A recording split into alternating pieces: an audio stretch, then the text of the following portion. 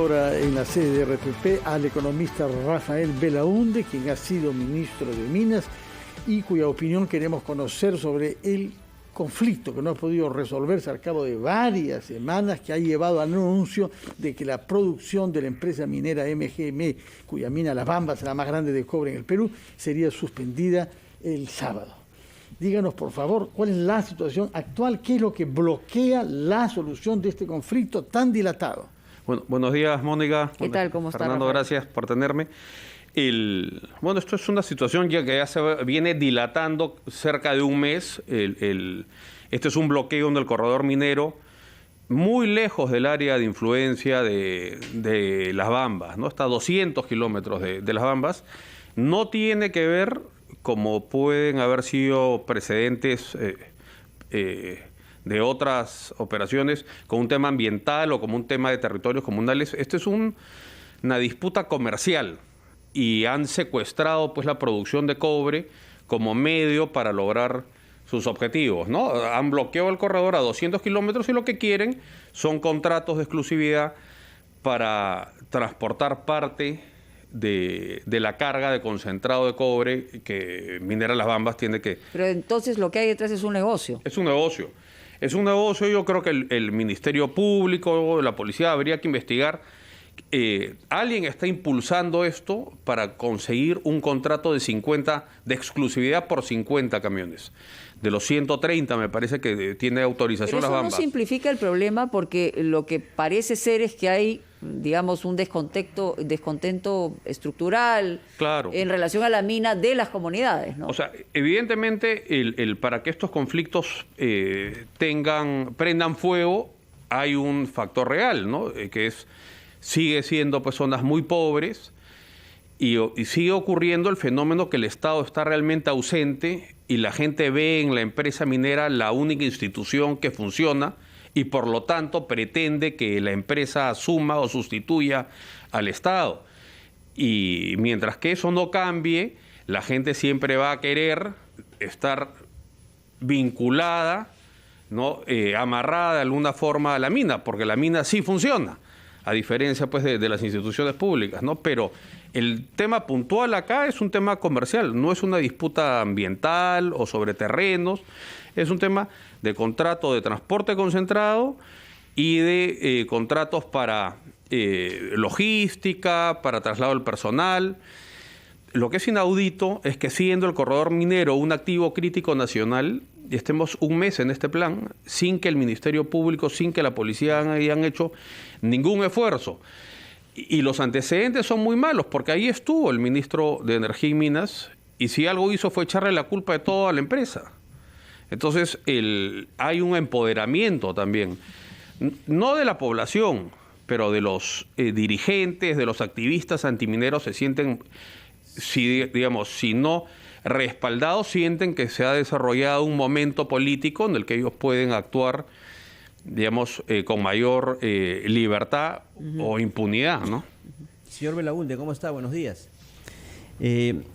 Preocupados obviamente por inclusive actos de violencia ocurridos en las zonas de confluencia de los proyectos mineros. Hay una declaración que hace el presidente de la CONFIEP en el sentido de que tras el inminente cierre o la suspensión de Las Bambas, señala él que el gobierno está legitimando la extorsión, ¿no?, de anteponer los intereses de grupos violentos y validar la toma de carreteras, por ejemplo, como mecanismo de protesta. ¿Usted comparte esta opinión del presidente de la CONFIEP? A ver, la reflexión que haría es que no recuerdo yo que exista un precedente donde se haya crispado los ánimos entre los sectores y las fuerzas productivas de la economía y la sociedad con el gobierno, ¿no? Me parece que la situación, la relación porque esto antes de la minería, porque esto ha venido Antamina, Las Bambas, Sí. Las mineras en Ayacucho. Ayacucho, claro. Tenemos el antecedente de los hidrocarburos, el tema de Camisea, casi una extorsión que lanzó el anterior primer ministro, que o se sentaban a negociar o los nacionalizamos. Entonces, hay una conducta, hay un comportamiento de arrinconar a las grandes inversiones privadas, ¿no? Pero ahí también, justamente, hablando del ex primer ministro, hubo un aliento a levantar o exacerbar la protesta. Y ahora le señala a la señora Vázquez, que tampoco ha tenido, digamos, no ha sido muy oportuna en decisiones tomadas en relación al tema minero.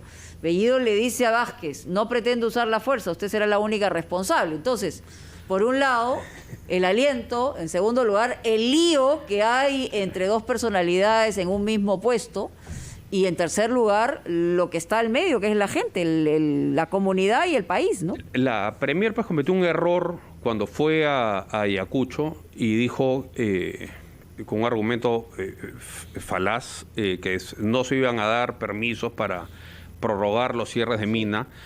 Por las actividades mineras, las concesiones mineras en el Perú son a tiempo indefinido, y la única razón por la que existe un plan de cierre y una fecha de cierre es porque no se sabe hasta qué día exactamente va a operar la mina. Si baja el precio, la mina cierra antes y no se puede quedar pues toda la actividad al aire libre. Entonces, la norma en el Perú prevé que siempre exista un plan de cierre y una fecha de cierre, y eso se reevalúa cada 5 años. Entonces, cuando la Premier fue y a buenas a primeras dijo que no se iban a prorrogar, que las minas se iban a cerrar, eso generó un precedente muy malo, y eso pues es lo que ha desatado en buena parte el empoderamiento de un montón de personas que tienen intereses subalternos y una prédica claramente antiminera.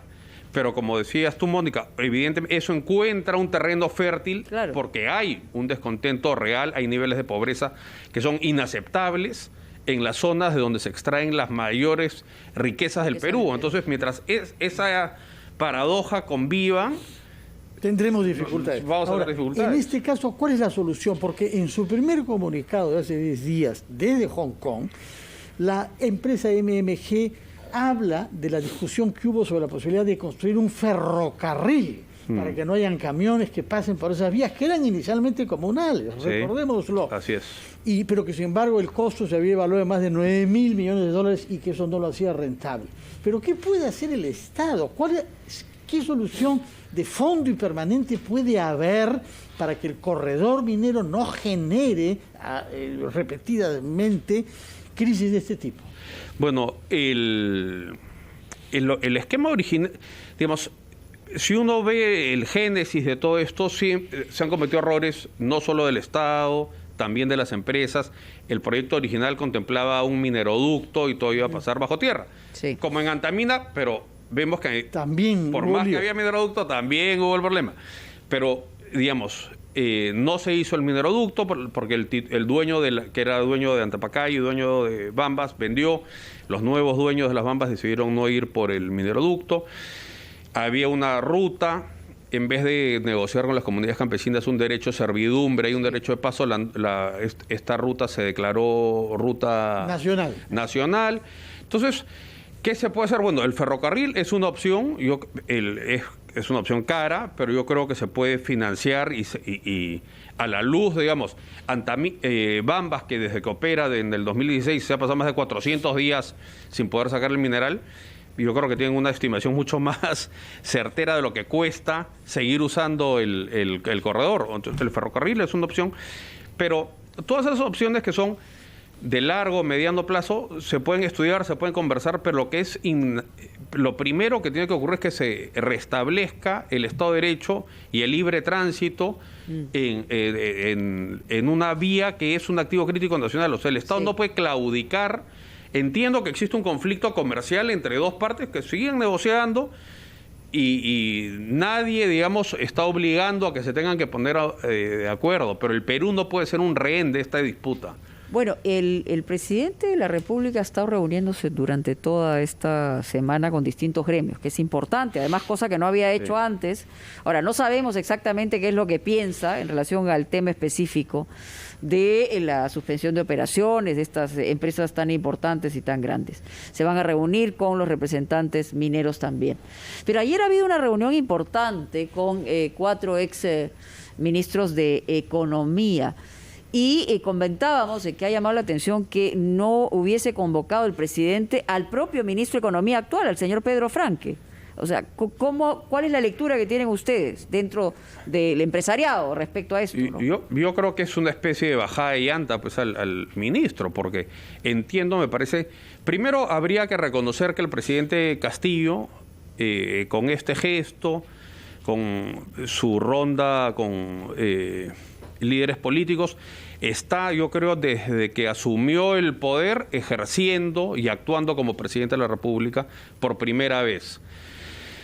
Yo creo que, digamos, él se ha dado cuenta que no hay desgobierno que dure 5 años ni mandato que lo resista, un poco parafraseando ¿no? Y esta reunión con exministros de Economía que han servido en distintos gobiernos de distinta orientación ideológica, me parece que va a ser muy importante. Pero el mensaje que, digamos, que en esa reunión no haya estado el ministro de Economía es muy clara, ¿no? Me parece que no es una casualidad. Me parece que ya la relación entre las fuerzas productivas, el empresariado y el ministro de Economía han llegado a una situación que es casi irreparable, ¿no? ¿Podría avisorar en ese sentido, señor Belaúnde, un cambio en esa cartera, cree usted? Yo no lo podría avisorar, pero creo que es imprescindible, ¿no? Yo creo que hay varios cambios que son imprescindibles. Yo creo que el presidente haría bien en reconocer el hecho que ganó por un estrecho margen y con solo 37 congresistas del partido que lo llevó al poder. Y en ese sentido, para tener un gobierno estable, tiene que fomentar un gobierno de una base mucho más ancha. Atrincherarse en el núcleo duro solamente va a generar inestabilidad.